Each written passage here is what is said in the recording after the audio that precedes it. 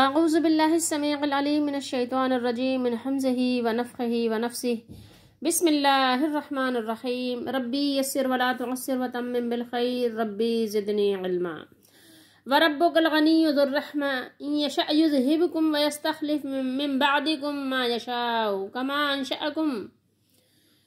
انشأکم من ذریۃ قوم آخرین انا ما توعدون لآت، یہ لا ہے اور لات نہیں ہے، یہ لا لام زبر لا ہے، صرف حمزہ اس کے ساتھ جو ہے وہ الگ ہے. لآت وما انتم بمعجزین قل یا قوم اعملوا على مكانتكم انی عامل فسوف تعلمون من تكون له عاقبة الدار انه لا يفلح الظالمون. وَجَعَلُوا لِلَّهِ مِمَّا ذَرَأَ مِنَ الْحَرْثِ وَالْأَنْعَامِ نَصِيبًا فَقَالُوا هَذَا لِلَّهِ بِزَعْمِهِمْ وَهَذَا لِشُرَكَائِنَا فَمَا كَانَ لِشُرَكَائِهِمْ فَلَا يَصِلُ إِلَى اللَّهِ وَمَا كَانَ لِلَّهِ فَهُوَ يَصِلُ إِلَى شُرَكَائِهِمْ سَاءَ مَا يَحْكُمُونَ. وَكَذَلِكَ زَيَّنَّا لِكَثِيرٍ مِّنَ الْمُشْرِكِينَ قَتْلَ أَوْلَادِهِمْ شُرَكَاءَهُمْ لِيُرْدُوهُمْ وَلِيَلْبِسُوا عَلَيْهِمْ دِينَهُمْ وَلَوْ شَاءَ اللَّهُ مَا فَعَلُوهُ فَذَرْهُمْ وَمَا يَفْتَرُونَ.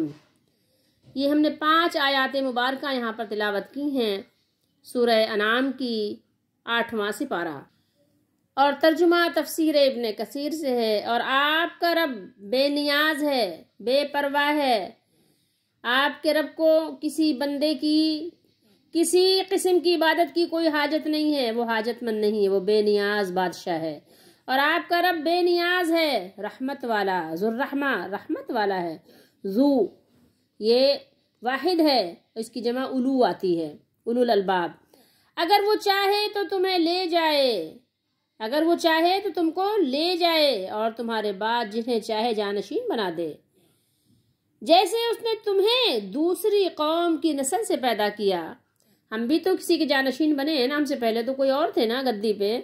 بے شک جس چیز کا تم سے وعدہ کیا جاتا ہے وہ ضرور آنے والی ہے اور تم عاجز کرنے والے نہیں.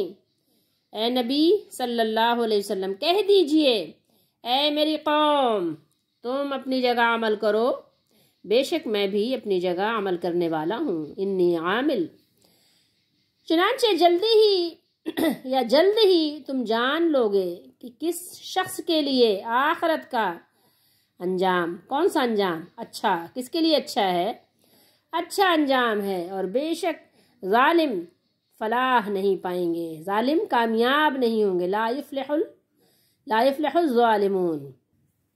اور انہوں نے اس میں سے اللہ کے لیے ایک سا ٹھہرایا جو اس نے کھیتی اور چوپایوں کی شکل میں پیدا کیا ہے. پھر اپنے خیال کے مطابق کہنے لگے یہ حصہ اللہ کے لیے ہے اور یہ ہمارے دیوتاؤں کے لیے ہے. شریک کی جمع شرکا ہے نا، تو شرکا کون ہیں؟ جنہوں نے اللہ کے برابر ہونے کا دعویٰ کر لیا یا جن کو اللہ کے برابر کر دیا گیا. وہ کچھ بھی ہو سکتے ہیں، انسان بھی ہو سکتے ہیں، جنات بھی ہو سکتے ہیں، اور مٹی اور پتھر کے بت بھی ہو سکتے ہیں، کسی کے نام کے بت بھی ہو سکتے ہیں، کوئی مولوی صاحب بھی ہو سکتے ہیں. بہرحال تو یہ جو اللہ کا حصہ ہے وہ تو شریکوں کو پہنچ جاتا ہے، لیکن جو شریکوں کے لیے حصہ مقرر کیا تھا وہ اللہ کو نہیں پہنچتا، دیوتاؤں کے پاس پہنچ جاتا ہے. کس قدر برا ہے جو وہ فیصلہ کرتے ہیں، کتنے برے فیصلے کرتے ہیں، گندے غلط سا برائی سے ہے. اور اسی طرح بہت سے مشرکوں کے لیے ان کے دیوتاؤں نے، ان کے شریکوں نے کیا کیا ہے، کثیر کی بات ہے، زین خوبصورت بنا دیا گیا ہے. دیوتاؤں نے ان کے اولاد کا قتل جو ہے وہ پسندیدہ بنا رکھا ہے، خوبصورت بنا دیا ہے، مزین کر دیا ہے. اولاد کو بھی قتل کر دو، اولاد کی قربانی پیش کر دو تاکہ وہ انہیں ہلاک کر دیں اور ان کے لیے ان کا دین مشکوک بنا دیں. اللہ کی ہم پناہ طلب کرتے ہیں، یہ آیات پڑھا کریں، اللہ کی پناہ مانگا کریں، دعا کیا کریں اللہ ہمیں اس طرح کی ہر طرح کی گمراہی سے بچا اور ہمارے عقلوں کو اس طرح سے پھر جانے سے بھی بچا. اور اگر اللہ چاہتا تو وہ یہ کام نہ کرتے، یعنی زبردستی والی بات ہوتی بائی فورس، ٹھیک ہے، گن پوائنٹ پہ، کہ نہیں بھر ماننا ہی ماننا ہے، تو پھر تو ظاہر ہے پھر کوئی کسی کے پاس چارہ نہیں تھا یہاں، لیکن بات ہے اختیاری۔ اگر اللہ چاہتا تو وہ یہ کام نہ کرتے، چنانچہ انہیں اور ان کے جھوٹ کو ان کے حال پر چھوڑ دیجئے جو وہ گھڑتے ہیں۔ گڑھنا کیا ہے؟ از خود دین میں کوئی بات ایجاد کر لینا ہے، کوئی طریقہ نکال لینا ہے دین میں از خود، جس کا حکم نہ ہو قرآن میں، جس کا حکم نہ ہو سنت میں، جس چیز کا عمل نہ ہو صحابہ کی زندگی میں، صحابہ کے فہم میں، جس چیز کا ثبوت ہی نہ ہو، از خود اس کو گھڑ لیا۔ اسی طریقے سے پہلے کے لوگوں کا بھی طریقہ تھا، جو مشرکین تھے، جو کفار تھے، ان کا بھی یہی طریقہ کار تھا۔ تو چھوڑ دیجئے ایسے لوگوں کو، فذرہم، فا کو ہٹا دیجئے، فا کا ترجمہ کیجئے سو یا تو یا پھر زر، اصل میں بات ہے زر یہاں، ہم ان لوگوں کو جو کچھ بھی افطرا پردازی کر رہے ہیں ان کو ان کے حال پر چھوڑ دیجئے۔ یہاں دیکھیے اگر آپ جملہ خبریہ اس کو پڑھتے ہیں تو دیکھیے الغنیو ہے یہ، وربک الغنیو، یہاں پر بھی الف لام ہے، یہ خبر معرفہ ہونے، اور الرحمہ میں بھی الف لام ہے، تو اس کی وجہ سے کیا ترجمہ ہوگا کہ آپ کا رب، ہم سب کا رب، ہم سب کا پالنے والا، ہر طرح سے، ہر لحاظ سے بے پرواہ ہے، غنی ہے، کمال رحمت والا ہے، اس کی رحمت کی کوئی انتہا نہیں ہے، اس کی بے نیازی کی بھی کوئی انتہا نہیں ہے۔ اللہ کو اپنے بندوں سے کسی بھی طرح کی کوئی حاجت نہ ہے، نہ ہو سکتی ہے، ممکن ہی نہیں ہے، اور اس کی جیسے رحمت کوئی کر بھی نہیں سکتا۔ وہ اپنے بندوں پر کمال رحم اور مہربانی کرنے والا ہے، اس کی ذات ایسی ہے کہ وہ اپنے بندوں پہ نہایت کمال درجے مہربان ہے۔ اللہ نے فرمایا ان اللہ بالناس لرؤوف الرحیم، بے شک اللہ لوگوں پر نہایت شفقت کرنے والا اور نہایت مہربانی فرمانے والا ہے۔ اور یہاں سمجھنے کی بات یہ ہے، مجھے اور آپ کو سمجھنا چاہیے کہ اس کے سوا، اس مالک کے سوا، اس رب کے سوا کوئی اور نہ ہی بے پرواہ ہے، نہ ہی اس کے اندر اتنی مہربانی کرنے کی کوئی طاقت ہے، کوئی بھی نہیں ہے، ٹھیک ہے، کوئی بھی، ناٹ اے سنگل ون، کوئی بھی ایک بھی نہیں ہو سکتا اللہ کی طرح مہربانی کرنے والا اور اس کی طرح غنی۔ کوئی انسان کیسے ہو سکتا ہے؟ انسان کے ساتھ ہزاروں ضروریات ہر وقت لاحق ہیں، کبھی وہ کھانے کی اس کو حاجت ہے، کبھی پینے کی حاجت ہے، کبھی سونے کی حاجت ہے، کبھی اس کو ساتھی کی حاجت ہے، کبھی نکاح کی حاجت ہے، کبھی اولاد کی حاجت ہے، کبھی صحت کے لیے دعا ہے، کبھی روزی کے لیے دعا ہے، کبھی زندگی کے لیے دعا ہے، ہر چیز کا وہ کسی کا محتاج ہے۔ وہ کس کا محتاج ہے؟ اپنے رب کا محتاج ہے۔ ہر بندہ اللہ کا محتاج ہے، وہ بے پرواہ غنی نہیں ہو سکتا، اس کو تو ہر وقت اللہ کی رحمت چاہیے۔ ایک لمحے کے لیے اگر اللہ کی رحمت اس سے دور کر دی جائے تو اس کا جینا دوبھر ہو جائے، جی نہیں سکتا، چل نہیں سکتا، کھا نہیں سکتا، کوئی بندہ ایسا نہیں ہے، اور نہ اس جیسی کوئی رحمت کر سکتا ہے۔ ایسی رحمت کرتا ہے کہ کوئی اگر 1000 برس کی زندگی ملے، 1000 برس اس کی نافرمانی کرے، پھر ایک دفعہ کہہ دے مالک معاف کر دے، تو وہ پھر بھی معافی کا قلم پھیر دیتا ہے، کہتا ہے جا بندے میں نے معاف کیا، تو بھی کیا یاد کرے گا کہ کس سے تیرا معاملہ ہے، کس سے معاملہ ہے، وہ کون ہے؟ ایسا رب ہے، کوئی دکھائے تو صحیح ایسی مثال نہیں ہے، وہ بے مثل و بے مثال ہے۔ تو غور تو کرو تھوڑی دیر کے لیے کہ جو ہمارا مالک ہے اسے مخلوق سے کوئی حاجت نہیں ہے، پھر بھی بطور احسان کمال رحمت والا ہے، اس کی رحمت کی کوئی حد نہیں ہے۔ اس میں یہ بھی ہے کہ پہلے جو نعمتیں ذکر ہوئی، اس سے پہلے جو ہم نے نعمتوں کا ذکر پڑھا کہ اللہ نے رسولوں کو مبعوث فرمایا، بھیجا، تو اس کی خاص اپنی رحمت کی بنا پر ہیں، اپنے کسی فائدے کے لیے نہیں ہے کہ اس میں اللہ کا کوئی فائدہ ہے، نہیں، تمہارے فائدے کے لیے۔ ہمارا اور آپ کا جو رب ہے اس کو کسی کی حاجت نہیں، اور ہر چیز اور ہر ایک وہ اس کا محتاج ہے۔ ہاں، اس کی رحمت بہت زیادہ ہے، اس کی شفقت بہت نہایت ہے، اس کا تقاضا ہے، اس کی رحمت کا ہی تقاضا ہے، اس کی مہربانی کا تقاضا ہے کہ ہمیں اور آپ کو ہلاکت کے گڑھے میں گرنے سے بچانے کے لیے، اور جو ہمیں اور آپ کو اس نے صلاحیتیں بخشی ہیں اس کو پروان چڑھانے کے لیے ایسی شریعت عطا کی ہے جس پر عمل پیرا ہونے سے انسان اپنا اصلی مقام پہچان سکے، اپنے آپ کو پہچان سکے کہ وہ ہے کیا۔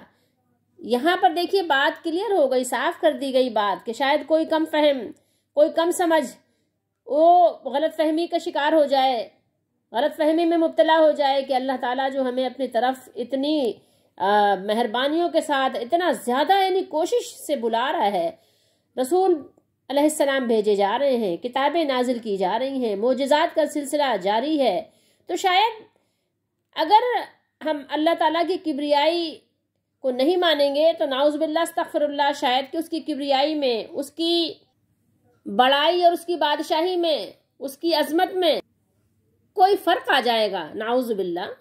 اگر بندے اللہ تعالیٰ کی کبریائی کو تسلیم کر لیں تو اللہ تعالیٰ کی بڑائی قائم رہے گی، ورنہ نہیں، نعوذ باللہ ایسا کچھ نہیں ہے۔ بتا دیا کہ وہ غنی ہے، اس کو کوئی حاجت نہیں ہے، یہ تمہارے ووٹ نہیں ہے جو وہ آپ ڈالتے ہیں تو پارلیمنٹ میں داخلہ ملتا ہے، نہیں تو نہیں ملتا، ایسا نہیں ہے۔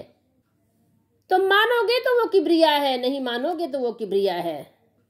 تو مان لو کہ ہم حاجت مند ہیں، ہمارا رب بے نیاز ہے، یہ تو مانا کہ ہوں پر خطا پر گناہ، پر نہیں کوئی معبود مولا تیرے سوا، رکھنا عزت سے آپ مجھ کو ہر ایک جا، اے میرے شہنشاہ، اے میرے کبریا۔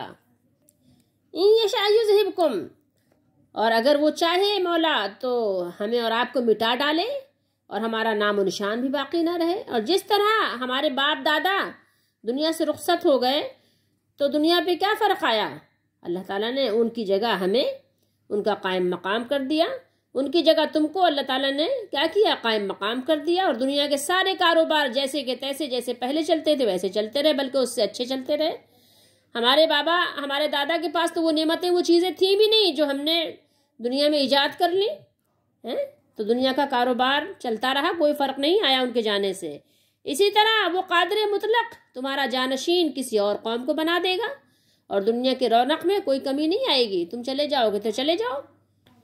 کما، جیسا کہ انشاءکم من ذریۃ قوم آخرین، جیسا کہ اللہ تعالیٰ نے تم کو پیدا کیا ہے دوسرے لوگوں کی نسل سے، یعنی ہم بھی تو کسی سے پیدا ہوئے ہیں نا، ہمیں بھی تو اللہ نے زمین پہ بسایا، آباد کیا ہے، اور یہ اللہ کے لیے بہت آسان ہے، کوئی مشکل بات نہیں ہے۔ دیکھو تم کسی دھوکے میں مت رہنا، ٹھیک ہے؟ جس کا وعدہ ہے وہ ضرور آ کر رہے گی وہ چیز، ٹھیک ہے؟ یہ بات جو ہے نا، یہ بات تاکید کے لیے ہے۔ تو تم کو یاد رکھنا چاہیے کہ کوئی ایسی صورت نہیں ہے کہ تم اس کو عاجز کر سکو، اس سے بچ کر کہیں جا نہیں سکتے تم، کہ اللہ تعالیٰ کو تم کو پکڑ نہیں سکتا، نہیں، بلکہ وہ تمہیں پکڑنے سے عاجز نہیں ہے، تمہیں پکڑ لے گا، ٹھیک ہے؟ تو اس لیے تم اس کو عاجز کرنے والے نہیں ہو سکتے۔ قل یا قوم، قل اے میری قوم، یعنی کہہ دیجئے اے میری قوم۔ یہاں پر یہ بات نہیں ہو رہی ہے کہ تمہیں اجازت ہے جو چاہو کرو، بلکہ یہاں کیا ہے؟ ڈانٹنا مقصود ہے۔ جیسے کوئی شخص کہتا ہے نا کہ اچھا جو کچھ تم کر رہے ہو کرتے رہو، میں ان قریب تم سے نمٹ لوں گا، دیکھ لوں گا، ٹھیک ہے؟ تم کیا سمجھ رہے ہو؟ یہاں پر یہ سخت وعید اور شدید سرزنش ہے کہ اگر تمہارا یہ گمان ہے کہ تم ہدایت پر ہو تو پھر تم اپنے طریقے کے مطابق عمل کیے جاؤ، کرو، ٹھیک ہے؟ مت سنو کوئی بات۔ اگر کسی کو اسلام کی دعوت پہنچے اور اسلام کو قبول نہیں کرتا، اگر کوئی گمراہ ہے، راہ ہدایت کو قبول نہیں کرتا، تو نہ کرو، پھر کیا کریں؟ اپنے شرک سے، اپنے کفر سے، اپنی گمراہی سے چمٹے رہو، اور چمٹے رہنے پر بضد رہو، تو تمہاری مرضی، تم اپنا کام کرتے رہو، میں اپنا فرض ادا کرتا رہوں گا۔ اللہ کے نبی صلی اللہ علیہ وسلم اور اللہ کے نبی صلی اللہ علیہ وسلم کے طریقے میں چلنے والے اپنا فرض ادا کرتے رہیں گے۔ اللہ کے نبی نے اپنا فرض ادا کیا، پہنچا دیا سب کو، ٹھیک ہے؟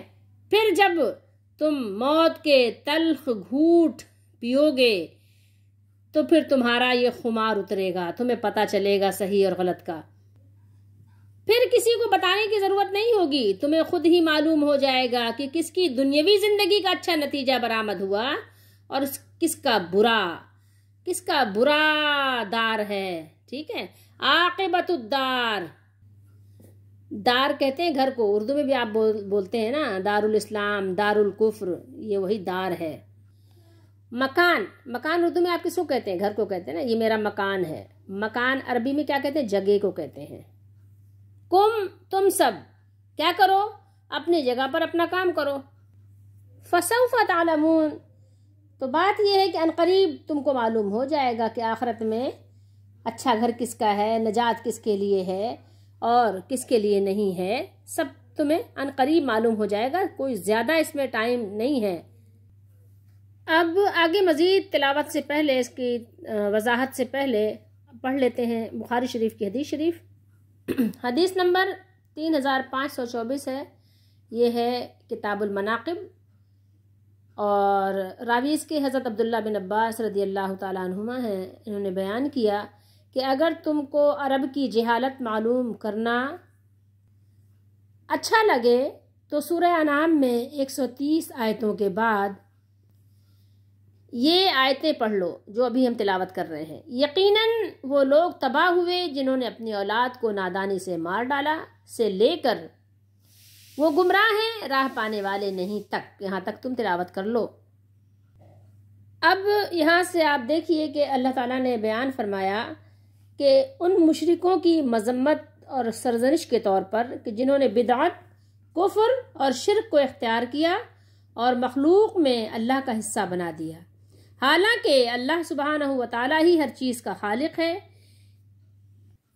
وَجَعَلُوا لِلَّهِ مما زرع، اور یہ لوگ اللہ تعالیٰ ہی کی پیدا کی ہوئی چیزوں میں سے اللہ تعالیٰ کے لیے بھی ایک حصہ مقرر کرتے ہیں، یعنی ان چیزوں میں سے جن کو اس نے پیدا فرمایا اور وجود بخشا ہے، من الحرث، کھیتی سے، فصلوں اور پھلوں میں سے اور چوپایوں میں سے، من الحرث والانعام، چوپائے مویشی، نصیباً کیا ہے، حصہ مقرر کیا ہے۔ نصیب اردو بھی آپ بولتے ہیں نا، یہ میرا نصیب ہے، کیا مطلب، یعنی میرا حصہ ہے۔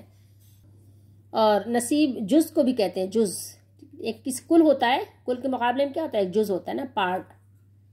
تو اس سے پہلے قیامت اور جزا و سزا کے متعلق ان کے خیالات کی کیا کی تردید کی گئی، اور اس کے بعد یہاں سے ان کی دوسری اعتقادی جو ان کے یعنی اصولی خرابیاں ہیں اور عملی حماقتوں اور جہالتوں کا بیان شروع ہو رہا ہے جو مدت سے چلی آئی تھیں، جیسا کہ میں نے ابھی آپ کو حضرت عبداللہ بن عباس رضی اللہ تعالیٰ عنہ کی روایت کو پڑھ کر سنایا کہ آپ نے فرمایا کہ اگر تم عربوں کی جہالت معلوم کرنا چاہو تو سورہ انعام کی آیت 130 سے لے کر وہاں تک پڑھ لو، کہاں تک، قد خسر الذین قتلوا، یعنی 140 تک پڑھ لو۔ تو ہم تو آج 37 تک تلاوت کریں گے، باقی اس کا مضمون ابھی جاری رہے گا۔ تو ان کی جہالت کے بہت سارے طور طریقے تھے، ان میں ایک یہ تھا، پہلی جہالت یہ تھی کہ اپنی کھیتی اور چوپاؤں میں سے ایک حصہ انہوں نے اللہ تعالیٰ کے لیے اور مہمان نوازی، صلہ رحمی اور اللہ کو خوش کرنے والے کاموں کے لیے مقرر کیا ہوا تھا، اور ایک حصہ اپنے جو انہوں نے شریک اللہ کے بنائے تھے، دیوتا اور داتا، مشکل کشاؤں، داتاؤں اور ان کی شکل پر بنائے ہوئے بتوں، ان کی شکل پر اس لیے کہ انہوں نے ابراہیم علیہ السلام کا بھی بت بنایا تھا، اسماعیل علیہ السلام کا بھی بت بنایا تھا، بی بی مریم کا بھی بت بنایا تھا، یہ سب صحیح احادیث سے ثابت ہیں، بخاری شریف وغیرہ سے۔ تو انہوں نے اس طرح سے حرکتیں مقرر کر رکھی تھیں۔ اور ایک چیز اور بھی تھی کہ اگر کسی وجہ سے ان کے بتوں کا حصہ کچھ کم پڑ جاتا تو اللہ تعالیٰ کے حصے میں سے لے کر اس میں ڈال دیتے اور کہتے کہ اللہ تو غنی ہے، اس کو زیادہ مال کی کیا ضرورت ہے، اور اگر اللہ تعالیٰ کا حصہ کم پڑ جاتا اس میں بتوں کے حصے میں سے کچھ ڈال دیتے۔ تو بات کیا ہوئی کہ اگر اللہ کا حصہ کم پڑتا تو بتوں کے حصے میں سے اللہ کے حصے میں نہیں ڈالتے، کیونکہ اللہ تعالیٰ کو جانتے تھے کہ اللہ تعالیٰ کو نہیں حاجت ہے، اور اگر بتوں کا کم پڑتا تو جو اللہ تعالیٰ کے لیے مقرر کیا ہوتا صلہ رحمی کے لیے، مہمان نوازی کے لیے، اس میں سے کچھ لے کر بتوں کو اوپر چڑھا دیتے تھے۔ تو یہ یہاں پر پوری بات آپ نے ترجمے میں پڑھ لی ہے ویسے۔ تو اگر اللہ تعالیٰ کا حصہ کم پڑ جاتا تو اس میں سے بتوں کے حصے میں سے کچھ نہیں ڈالتے۔ اب بتائیے کہ اللہ تعالیٰ کے مقابلے میں شریک بنانا کون سی کم جہالت تھی کہ اس سے بڑھ کر ان کا یہ کہ شرکا کو خوش کرنے کے لیے کھیتی اور چوپاؤں کے حصے میں ان کو اللہ پر ترجیح دینے کی جہالت اختیار کرتے۔ یعنی ایک جہالت تو یہ کہ اللہ کا شریک بنایا، اور دوسری جہالت یہ کہ اللہ تعالیٰ سے زیادہ خوش کرنے کے لیے اپنے بتوں کو اور اپنے شریکوں کو یعنی زیادہ ترجیح دینے لگ گئے۔ اب آپ اس سے اندازہ لگائیے کہ ہمارے زمانے میں کیا ہو رہا ہے۔ آپ دیکھیں آج کل مسلمان اللہ کا فرض نہیں ادا کرتے، زکوٰۃ نہیں دیتے، عشر نہیں نکالتے نا، انہیں نہیں نکالیں گے، مگر اپنے فوت شدہ داتاؤں اور غریب نوازوں کی نیاز میں کبھی ناغہ نہیں آنے دیتے۔ 11ویں شریف باقاعدگی سے ہوگی، ख्वाजा गरीब नवाज का उर्स होगा, उनको ख्वाजा गरीब नवाज नाम रखा हुआ है, उनका उर्स बाकायदगी से होगा, उसके लिए चंदे भी मांगेंगे लोगों से। कभी लोगों से ज़कात के लिए तरगीब नहीं दिलाएंगे कि भाई ज़कात दो, गरीबों की मदद करो, नहीं, लेकिन उर्स के लिए चंदे मांगे जाएंगे। और अकीदा ये रखेंगे कि अगर इसमें कमी हो गई तो क्या होगा, ऐसे आप देखेंगे बहुत से कि जानवरों के थनों में दूध नहीं आएगा, दूध कम हो जाएगा। और बाज़ तो ऐसे हैं कम अकल, अल्लाह माफ़ करे, कि कहते हैं दूध के बजाय खून आएगा। और आप एक चीज़ और देखें, अकीदे में बिगाड़ कितना हो चुका है कि एक तरफ कहते हैं कि ये सब बुजुर्ग हैं, ये लोगों की मदद करते हैं, और एक तरफ कहते हैं कि ईसाल सवाब है ये। भाई एक इतना बड़ा बुजुर्ग है तो उसको ईसाल सवाब की क्या ज़रूरत रह गई है? मतलब अपनी ही बातों में कितना तजाद है। ठीक है, अल्लाह के नाम पर सदका करने से ईसाल सवाब करो, अल्लाह के नाम पर सदका करो और फिर ईसाल सवाब हासिल करो, ना कि ये आपने क्या तरीका ईजाद कर रखा है कि बुजुर्गों की कब्रों पर चढ़ावे चढ़ाकर और अल्लाह ताला की शरीयत में अपनी तरफ से दखल देकर नई नई चीज़ों को ईजाद करके। ये बताइए कहाँ का इंसाफ है, कहाँ का तरीका है कि दीन में तुमने इस तरह की नई नई बातें ईजाद कर ली हैं और गैरुल्लाह की नज़र न्याज के मतलब करने लग गए। कहाँ है बताइए? अल्लाह के नबी सल्लल्लाहु अलैहि वसल्लम ने जो दीन हमें दिया है उसमें है कहीं इसका तस्करा? कहीं अगर है तो बताना पड़ेगा ना, उसकी दलील देनी पड़ेगी आपको। इसमें क़यास की ज़रूरत नहीं है, क़यास यहाँ क़यासी कोई काम नहीं है। जो चीज़ें साफ तौर पर मौजूद हैं, जो अल्लाह के नबी सल्लल्लाहु अलैहि वसल्लम ने ना किया, ना करने का हुक्म दिया, ना सहाबा रज़ी अल्लाह ताला अन्हुम ने किया, वो बाद में कैसे दीन बन सकता है बताइए? ये उर्स हो कि मज़ारों की चादर हो कि 11वीं शरीफ हो हैं या ये जन्नती दरवाजे हों, ये सारी चीज़ें दीन कैसे बन सकते हैं? ये तो बस वही है कुफ़ार मक्का वाला तौर तरीक़ा है कि जो अपनी तरफ से आपने दीन में ईजाद कर लिया है। इसी तरीके से क्या है, एक सोएम के नाम पर आपने, सोएम है ये 40वां है हैं?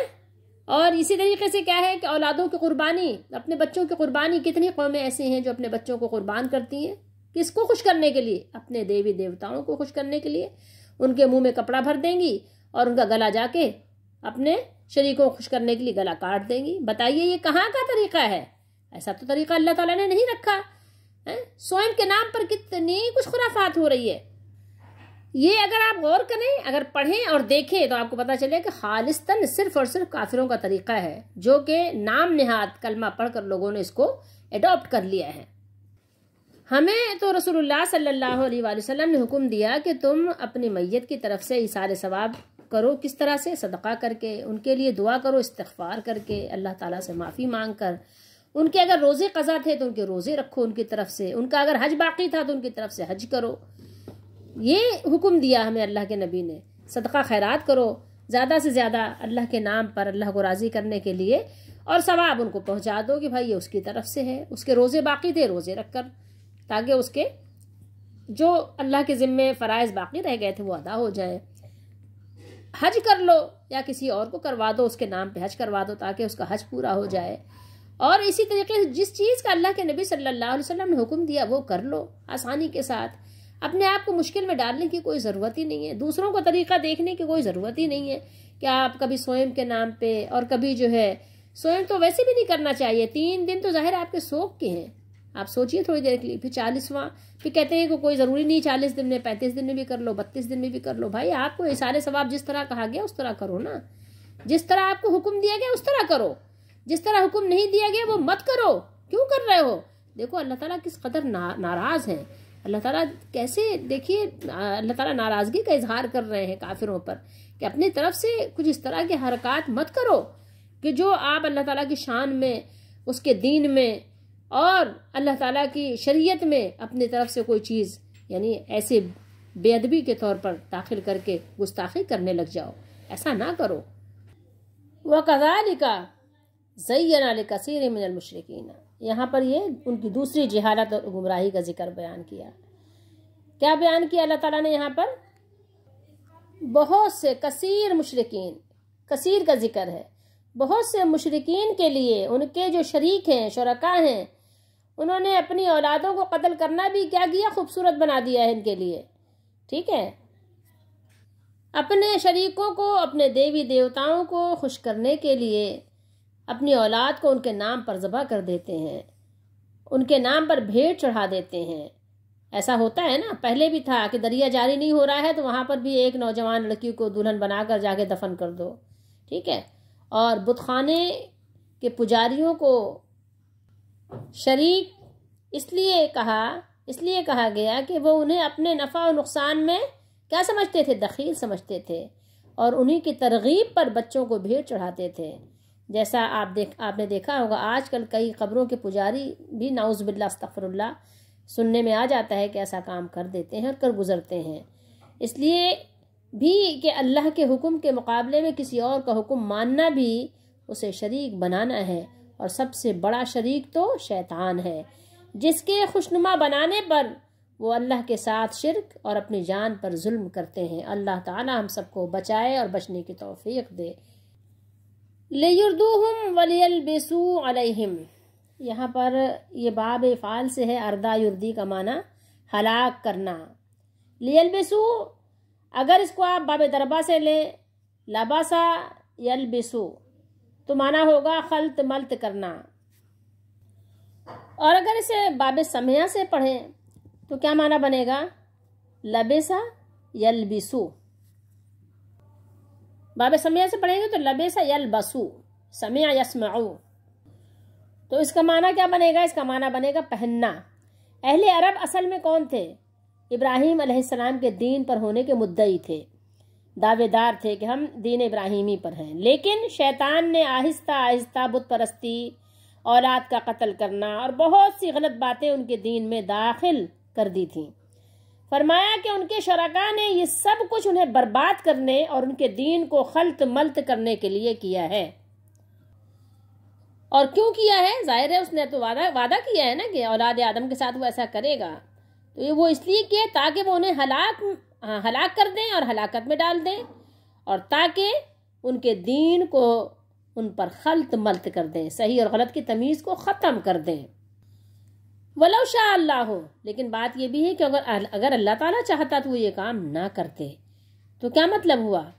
یہ سب کچھ اللہ تعالیٰ کی مشیت اور اس کے ارادے سے ہوا ہے، اور اس میں بھی اس کی پوری حکمت کار فرما ہے، اور اللہ تعالیٰ جو کچھ بھی کرتے ہیں اس سے پوچھا نہیں جا سکتا، جبکہ سب لوگوں کو اپنے اعمال کی ضرور کیا کرنا ہے؟ جواب دہی کرنا ہوگی۔ تو بات یہ ہے کہ یہاں پہ جبری ایمان کی بات نہیں ہو رہی ہے کہ زبردستی آپ کو مسلمان کیا جائے، ٹھیک ہے؟ اگر یہ جبر ہوتا اور جبری طور پر آپ کو گن پوائنٹ پر مسلمان کرنا ہوتا تو پھر یہ کہ آپ اللہ تعالیٰ کی مرضی کے خلاف کچھ نہ کرتے، بلکہ آپ کو اللہ تعالیٰ نے یہاں اختیار دیا ہے، ٹھیک ہے؟ ورنہ تو پھر آپ ظاہر ہے آپ کے ہاتھ بندھے ہوتے، آپ تو پابند ہوتے، پابند سلاسل ہوتے۔ ایسا نہیں ہے، آپ کے پھر اختیار ختم ہو جاتا۔ اللہ تعالیٰ اپنے بندوں کو امتحان لینے کے لیے، یہاں آپ کا امتحان ہے، اللہ تعالیٰ امتحان لے رہے ہیں، اس لیے آپ کو ان کے حال پر چھوڑ دیا جائے، آپ جو کر رہے ہیں آپ کو چھوڑ دیا جائے، آپ کا جو حال ہے آپ اپنے حال پر رہیں۔ ان تمام حرکتوں کا جو آپ نے جھوٹ باندھا ہے، اس کو سب کو اللہ نے جھوٹ قرار دیا ہے جو کچھ آپ کر رہے ہیں، اور ان قریب بہت جلدی اللہ تعالیٰ خود ہی فیصلہ فرما دیں گے۔ اس آیت میں ہمارے لیے ایک سبق ہے، الٹا سیدھا سوچنے سے بجائے آپ ایک سبق اپنے لیے نکالیں۔ سبق کیا ہے کہ اگر اللہ تعالیٰ چاہتے تو سب کو ایک ہی راستے پہ، سیدھے راستے پہ چلنے کے لیے مجبور کر دیتے، لیکن اللہ تعالیٰ کی حکمت کا تقاضا یہ ہے کہ انسان اپنے اختیار سے، اپنے ارادے سے، اپنے خوشی سے کیا کرے؟ حق کو قبول کرے، اللہ تعالیٰ کو پہچانے، اس کو مانے، ٹھیک ہے؟ تاکہ کوئی اس کے ساتھ زبردستی نہ ہو، اپنی مجبوری کی وجہ سے ایسا نہ کرے کہ وہ اللہ کو مانے، بلکہ اپنی خوشی سے مانے، اور اگر اللہ تعالیٰ کا انکار کرے تو وہ بھی اپنی مرضی سے کرے۔ یہاں پر امتحان مقصود ہے، زبردستی مقصود نہیں ہے، لا اکراہ فی الدین۔ اب ان آیات میں اپنے لیے سبق نکال لیجئے کہ دیکھیے ہمارا رب تو بہت مہربان ہے، اس کی مہربانی عام ہے، ہر ایک کے لیے ہے۔ آپ اللہ تعالیٰ کی مہربانی حاصل کرو، کسی اور کے پاس مت بھاگو، اپنے رب کو اپنا مہربان سمجھو، اس سے بڑھ کر آپ پر مہربانی کرنے والا کوئی نہیں ہے۔ اور دیکھو اس کو ہماری عبادت کی کوئی حاجت نہیں ہے، کوئی ضرورت نہیں ہے، اس کی عبادت دل کی رضا اور رغبت خوشی کے ساتھ کرو، عبادت کرو گے اس کی مہربانی تم پر بہت زیادہ ہوگی۔